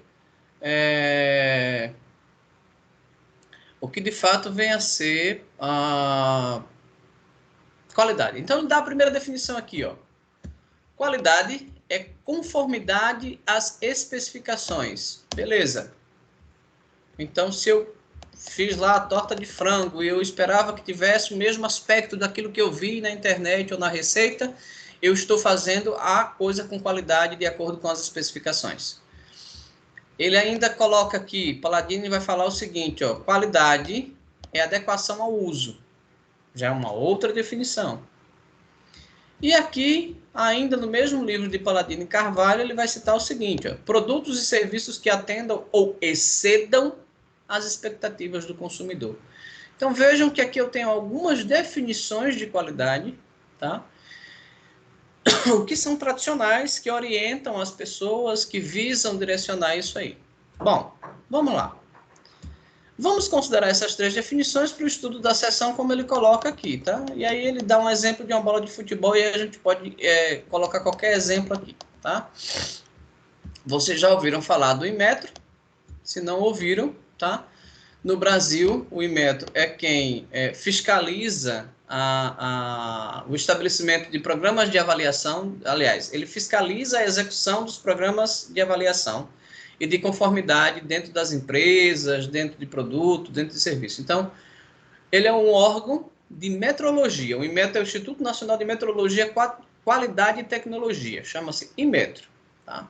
O que é que ele faz? Ele é responsável por colocar programas de avaliação de conformidade. O que é avaliação de conformidade? É verificar se aquele produto tem os itens e as características mínimas necessárias para conduzir o consumo de forma correta, enfim. Ou seja, ele avalia, sei lá, esse lápis tem que ter tais características na produção, ele tem que ser entregue dessa forma. Se é fiscalizado pelo Inmetro, ele tem que ter essas características mínimas necessárias.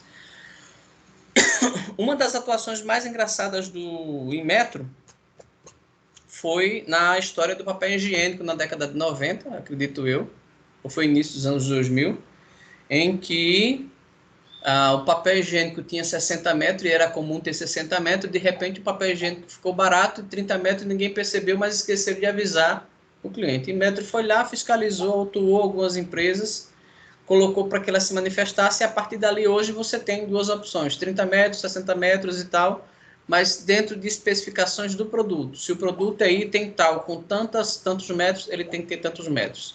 Se você compra um refrigerante de 290 ml, ele tem que ter 290 ml. Então, isso são fiscalizações que ocorrem periodicamente.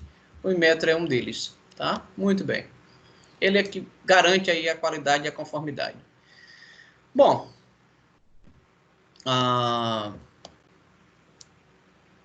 aqui eu citei o papel higiênico somente com uma questão.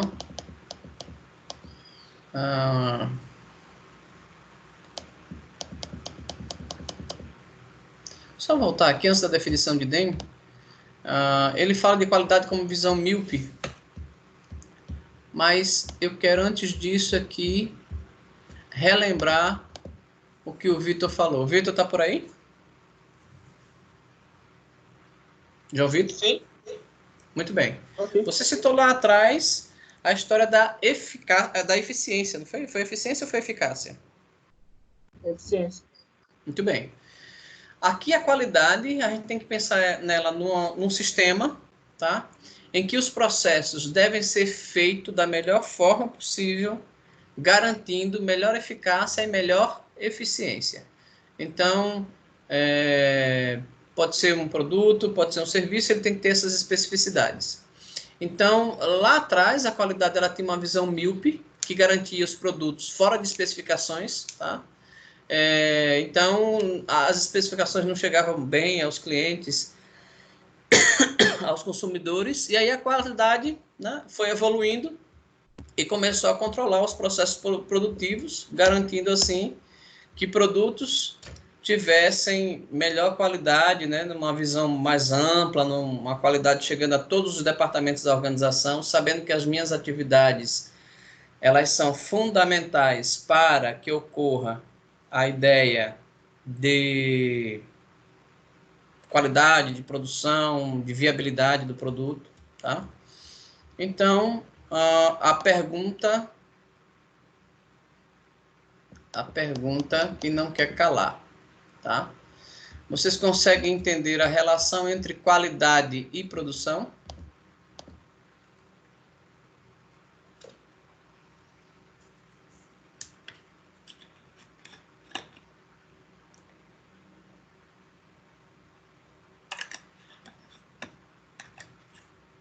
Sim? Deixa eu ver se tem um livro do DM aqui. Povo? Consigo, professor. E Conseguem entender a relação entre qualidade e produção? Não, só tem um Slack aqui, não tem dele.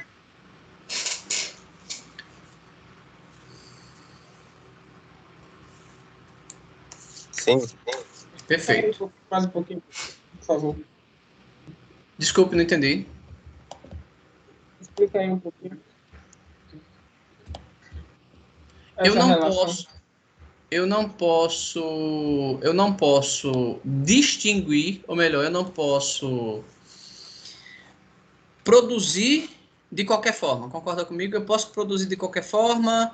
Eu vou fazer o mesmo lápis aqui, mas, sei lá, ele vai sair para 1 centímetro maior em relação à produção anterior, e na outra eu vou tentar corrigir, boto 1 centímetro menor. E aí, quando eu chego no mercado, eu tenho o mesmo lápis de vários tamanhos, mas é o mesmo modelo de lápis. Mas quando você vai para as especificações técnicas, ele está distinto. Isso é ter qualidade? Não. Então, vamos lá. O que é ter qualidade? Tentar fazer o produto sempre nas mesmas especificações técnicas para garantir que o cliente lá na ponta receba o produto de acordo com o que ele pensa e o que ele espera. Então, isso é manter o padrão de qualidade. E para isso eu tenho ferramentas, tenho técnicas específicas. Tá? Tudo bem? Ficou claro, Vitor? Ok, ficou. Então, vamos lá. Seguindo aqui, tem uma das definições de um dos pais de qualidade, tá? Que qualidade, ela é um efeito. Tá? A qualidade, ela é um efeito para DEM, não um conceito. Tá? A gente está conceituando aqui, mas ele fala o seguinte, olha, a qualidade, ela não é um conceito só, ela é um efeito. Então, os custos têm que cair, a produtividade precisa subir cada vez que eu vou melhorando a minha qualidade. Então, isso é um efeito, não um conceito. Tá? Então, ele fala dessa forma sobre as questões de qualidade. E aí, ele vai falar sobre a qualidade do processo. Tá? Ele fala de qualidade do processo aqui. Cadê meu cursor? Nessa qualidade de processo, tá?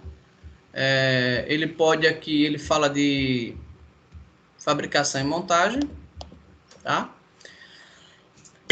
Uma consequência pode interferir na questão da qualidade do produto, que pode chegar até o cliente e gerar desagrado. E eu citei o exemplo aqui da compra e da avaria. Uma outra questão é o seguinte, você compra, sei lá, um quarto completo para montar. E aí o cara monta o guarda-roupa e aí ele fica com as porta-tronchas. Tá? Não houve qualidade no processo de montagem, por exemplo.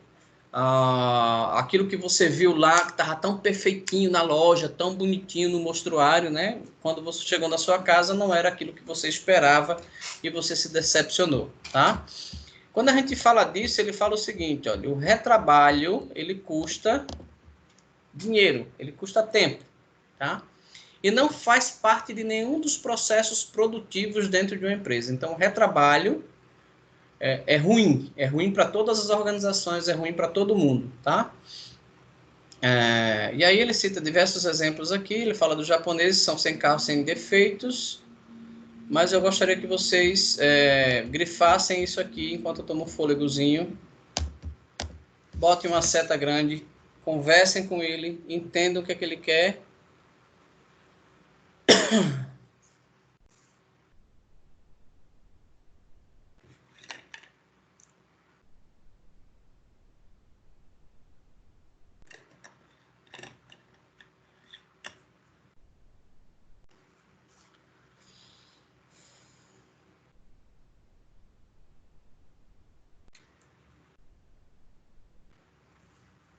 Então, o que é que eu quero que vocês extraiam daí? Tá? Existe dentro da gestão da produção dois termos que são utilizados para a questão de qualidade. Tá? São eles conforme e não conforme. Tá? Então, o que é o conforme? Ele está falando aqui no textinho, tá? Para peças ou produtos dentro das especificações, está conforme. Ou seja, produzi esse lápis e ele atendeu o resultado final do lápis, atende às especificações técnicas. Então, de acordo com a qualidade, ele está conforme o processo produtivo, tá? O não conforme é para aquelas peças ou produtos que estão fora das especificações. Produzi, no mesmo lote, eu produzi vários lápis desses, vários grafites ou vários, enfim, e no meio de alguns, uns 10 ou 12 saíram menores. Menor que as especificações técnicas, menor de qualquer outra questão. Significa dizer que ele está não conforme. Tá claro isso para vocês?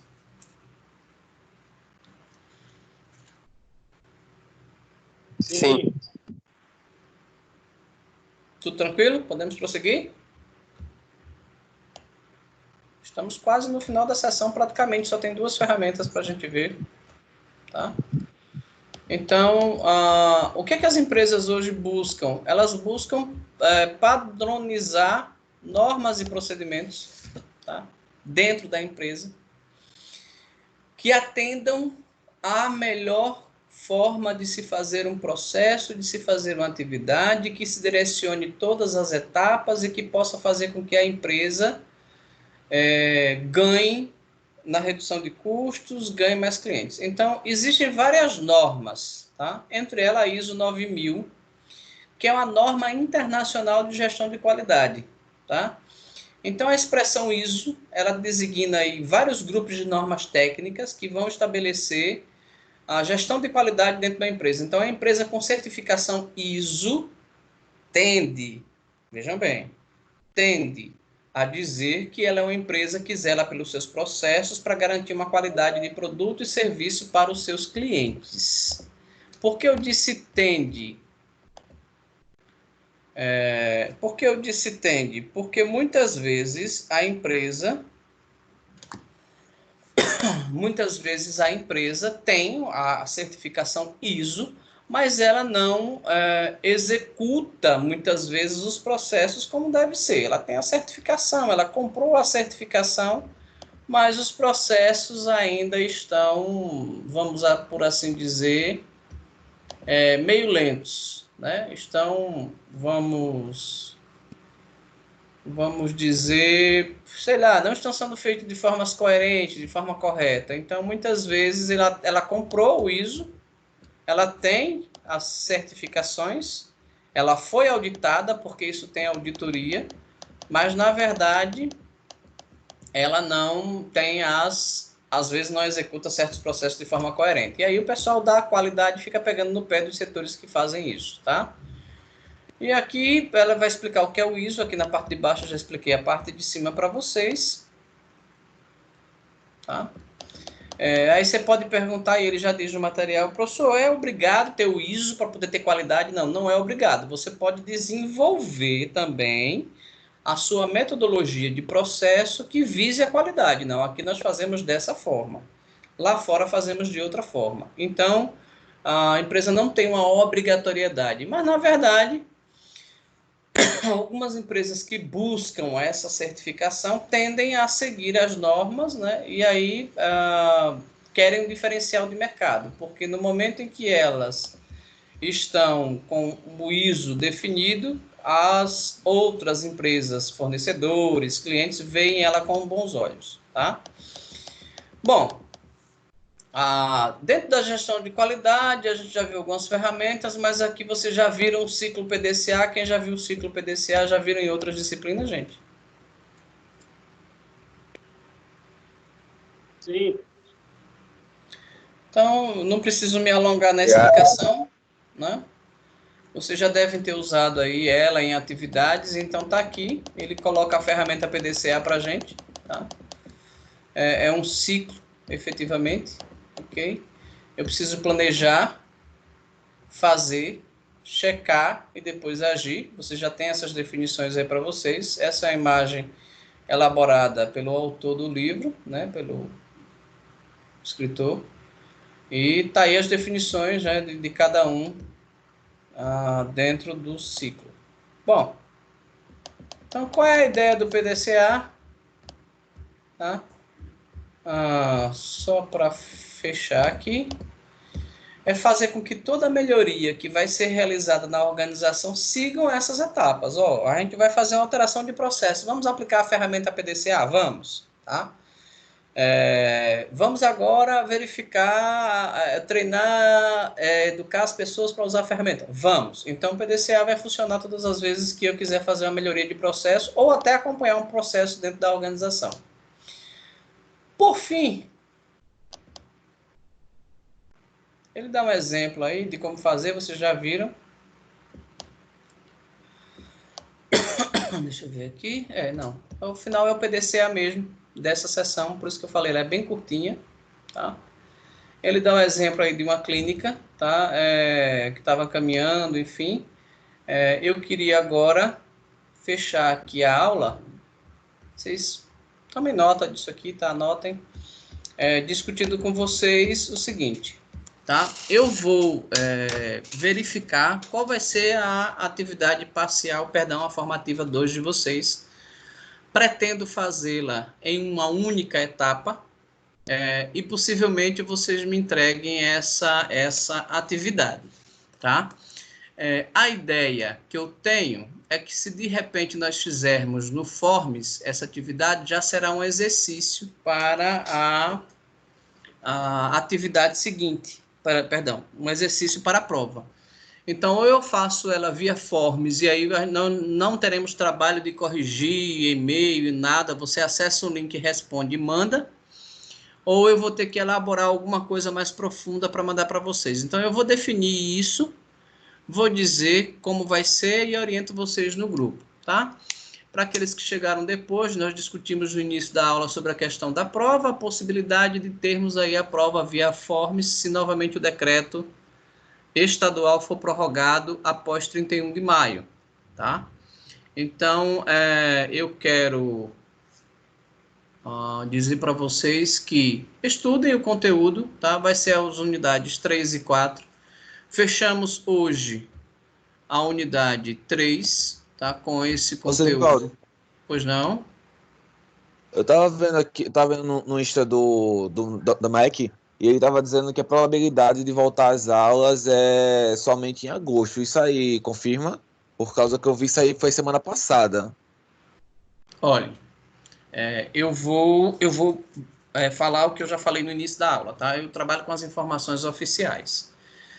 Apesar de ser o site do MEC, eu não quero desmerecer a informação, mas deixar claro o seguinte. O próprio Ministério da Educação, ele prorrogou as aulas remotas, as chamadas teleaulas, essas aulas que nós estamos tendo aqui, até alguns dias de junho, não sei se 10 ou 16, eu falei no início dessa aula, está gravado aí, está sendo gravado, para que as instituições de ensino superior estejam respaldadas e que possam continuar com essa metodologia. Esse é o primeiro ponto. O segundo ponto, nós temos um decreto estadual que diz que nós não podemos voltar à sala de aula antes de 31 de maio. Então, até 31 de maio estamos proibidos de voltar fisicamente para as aulas.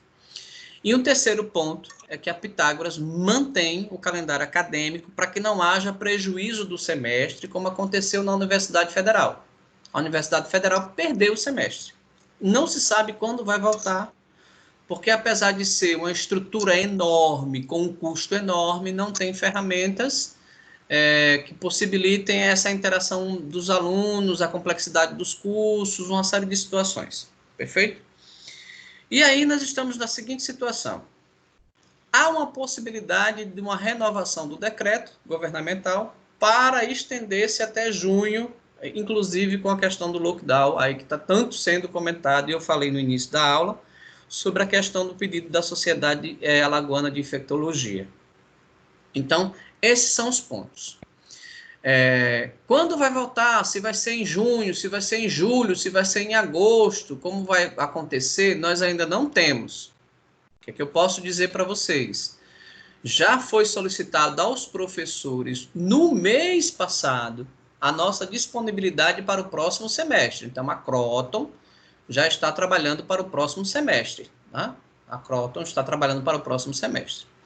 Então, o que nós mantivemos, o que nós estamos mantendo aqui é as aulas, os exercícios, as atividades, o conteúdo sendo entregue e a garantia de que a garantia não, perdão, a possibilidade de que a prova, segundo a avaliação, seja feita via Forms. Isso é o que eu tenho de informação.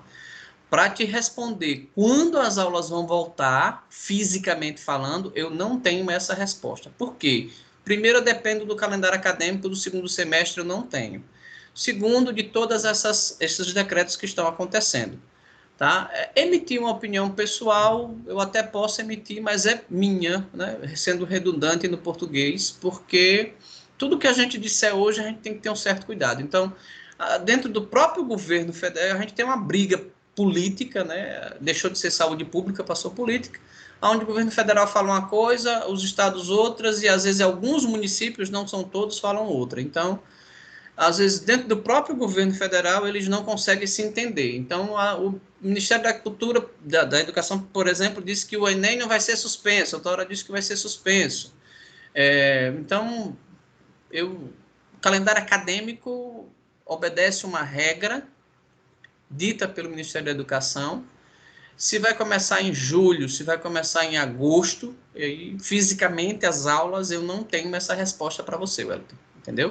Não sei se eu fui claro aí nas argumentações para vocês. Mais Correto. alguém tem alguma dúvida?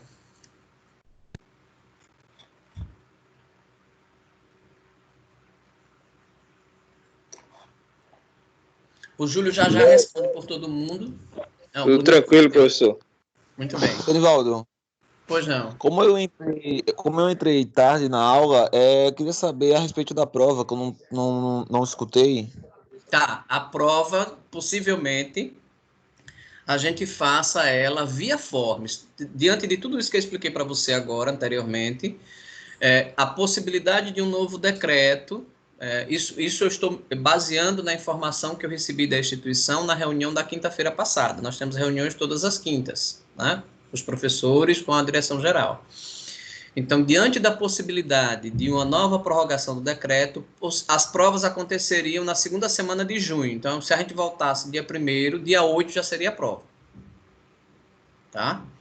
Então, é por isso que eu estou correndo com conteúdo, para que a gente possa garantir as nossas... Nós temos aula ainda, mas semana que vem, dia 25. Dia 25 e dia 1º. Nós temos 2 aulas. Na outra semana já é prova. Então, se o decreto disser que a gente tem que continuar em casa guardadinho, a gente não pode ir para a sala, as provas serão via Forms, ou formulário, como vocês fizeram na primeira avaliação, tá? Ficou claro aí, Wellington? Sim, ficou. Então, assim, como o decreto só deve sair, aí foi uma outra colocação que eu fiz um pouco antes, como o decreto só deve sair dia 20, porque, e aí foi uma pergunta do Júlio, o decreto atual, ele vence dia 20, mas já tem determinações até 31 de maio. Então, o decreto atual sendo prorrogado, ou seja, algumas características sendo prorrogadas, a gente vai saber agora dia 20, como será o comportamento. Então, você já tem passado minha aula, se tiverem alguma dúvida, eu acredito que não, eu vou estar no grupo lá, vocês podem perguntar, tá? Mas, a priori... são essas as orientações que a gente tem, segue o calendário acadêmico, segue as definições, segue as atividades. Ok, gente? Eu quero agradecer aí a vocês sobre a participação na aula, tá? A interação, desejo que vocês se cuidem dos seus, cumpram, na verdade, as orientações que estão sendo dadas pelas autoridades, né, sanitárias, enfim, para que a gente possa aí, em breve, comer uma torta, né, Érica? Né? Eu vou aguardar, mas tudo bem. Escuta, eu tenho uma pergunta.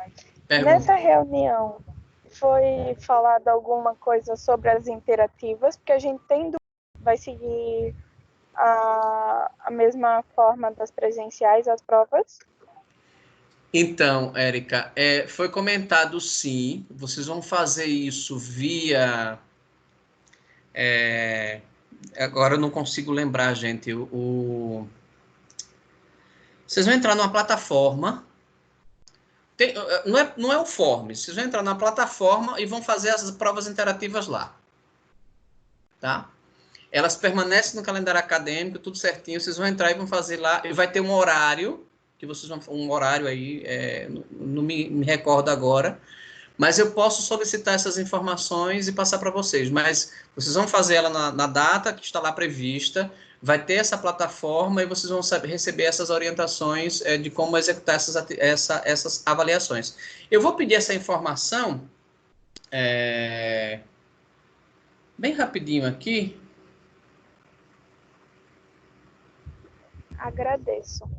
E aí, assim que eu tiver ela no WhatsApp aqui, eu replico para vocês. Mas vocês vão fazer sim, na plataforma, só que o horário é diferente, tá? Eu não sei o intervalo, se são 12 horas, se são 8 horas, se são 6 horas. Tem um intervalo aí que vocês vão executar essa prova e que vão entregar, tá? Assim que eu tiver essa informação, eu passo para vocês. E se precisarem de alguma ajuda ou quiserem tirar alguma dúvida dessas questões, eu aciono aqui o pessoal para que a gente possa ter uma qualidade melhor de informação. Tranquilo? Mais alguma pergunta? Mais alguma dúvida? Não, só isso. Obrigada. Gente, se cuidem de vocês. Espero que vocês consigam aí estudar bem. Se tiver alguma dúvida da minha disciplina, pode falar. Se tiver alguma outra coisa que eu possa ajudar e que não seja dinheiro emprestado, é só falar também, tá? E no mais, a gente segue aí se cuidando e cuidando um dos outros, tá bom? Por hoje é só. Vão em paz, que o Senhor vos acompanhe. Até semana que vem. Tchau, tchau para vocês. Até, professor. Boa semana. Até, professor. Tchau, professor. Até. Tchau, Tchau, professor.